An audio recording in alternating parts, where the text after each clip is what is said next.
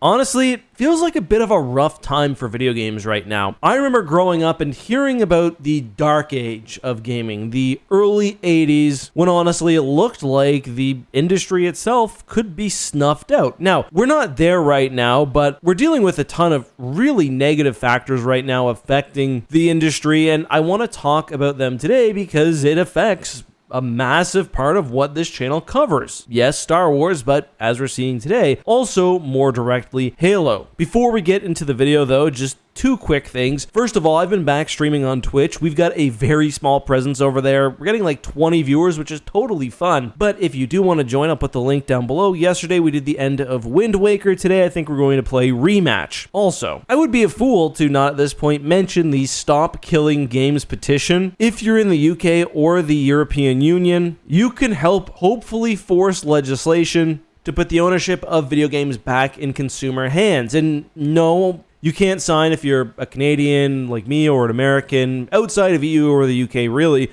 but those are such big markets. What happens there really could reverberate globally, so it's important, I think, for us to show support. For more details, you can check the website linked below or watch one of the 10 million YouTube videos on the subject. Alright, so today is unquestionably one of the darkest days we've seen in video games for some time. I mean, over the past really 2 years, we've seen so many massive layoffs, studio closures, but today Microsoft announced the termination of 9,000 employees, 4% of their total workforce, but with much of those layoffs hitting their gaming divisions specifically. Xbox CEO Phil Spencer sent an email out regarding the layoffs. I won't read it in total, but in short, he stated that Xbox was looking to follow Microsoft's lead in removing layers of management to increase agility and effectiveness. He recognizes that the changes come at a time when we have more players, games, and gaming hours, I quote, than ever before.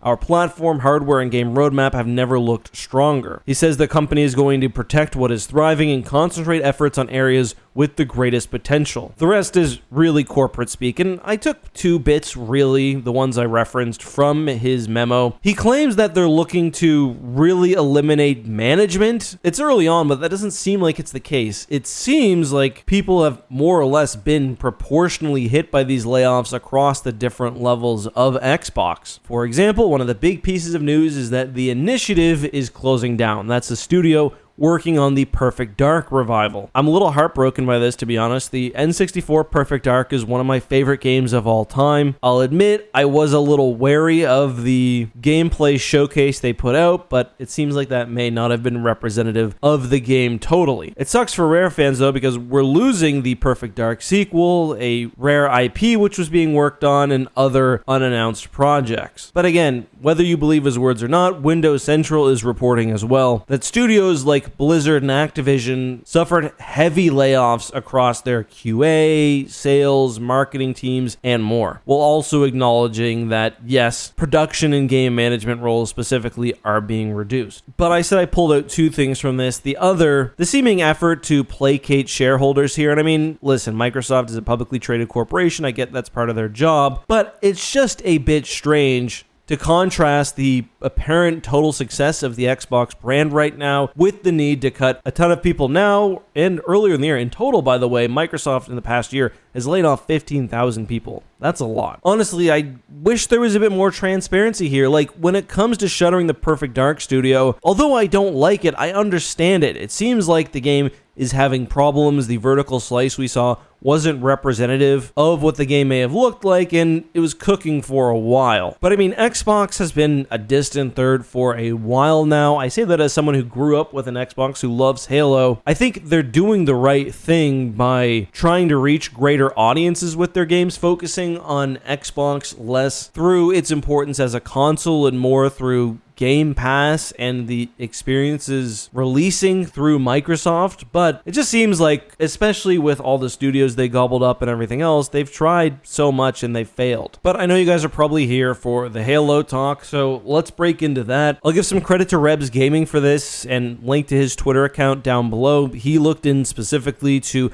how these layoffs affected Halo Studios, formerly 343. Editing note, I see he's actually referencing an Engadget article, so I'll link to both below. And again, with full credit to him, he said at least 5 employees were laid off. There's been a focus on contract work, which, I mean, that's nothing new for Microsoft nor 343/Halo Studios. That AI is becoming increasingly more integrated in game development, and that there's a general feel of tension, which is not ideal. Let's be honest here, Halo is not doing well. I enjoy the new Halo 3 playlist they have in the game, but no one's playing, no one's watching, no one's interested. The show flopped. I've said a few times it feels like they have one chance to get things right now, and every time I've said that, they've fucked it up. Anyway, I can't say I'm too worried about the future of Halo specifically, or at least I can't say I'm worried about the games actually seeing the light of day. Whatever they're working on, I think, will come out. We know that Microsoft has said everything shown at the recent game showcase is safe. Now, Halo wasn't shown there, but we know they will have something for us, some look at the apparently projects they're working on at the Halo World Championships this year, which I believe is in October. I don't think that'll be changing, but, you know, I guess anything is up in the air right now. If you had told me in the early 2000s that Halo would probably be on PlayStation pretty soon, which appears to be the case, I would have been surprised. So it's an uncertain future. Just, I can't help but feel like it is a dark time in gaming right now. Really just a dark time in the world, actually, but we're not going to go into that. I will say, if you play games, you're also probably not surprised by the studio shutterings which have been going on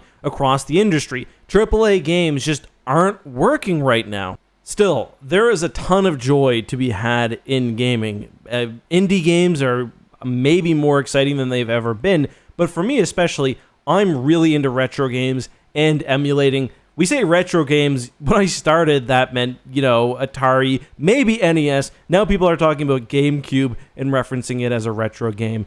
I really like this new device I've gotten, the Retroid Pocket 5. And maybe this sounds lame, but I get a ton of joy out of managing my library, getting my devices set up the perfect way, making it so my saves sync between my different devices and my computer.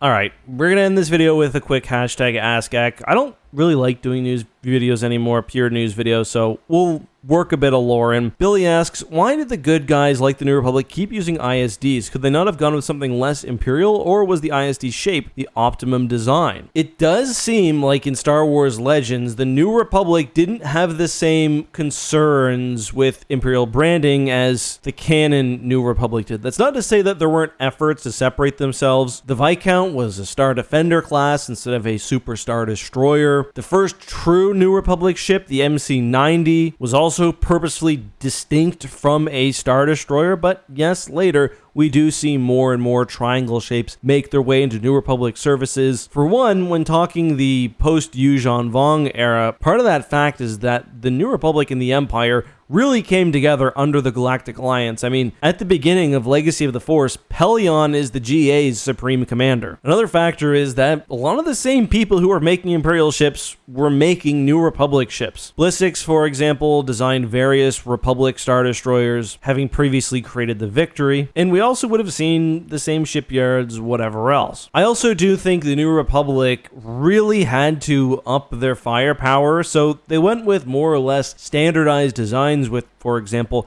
the New Class project, which could slot nicely into existing fleets, which were often being powered by ISDs. It's a good question, though, and one I don't have really a full answer to. That's my best shot. Anyway, sorry for the rambly video, but I wanted to talk on this news. It is quite depressing. See you guys next time. Bye-bye.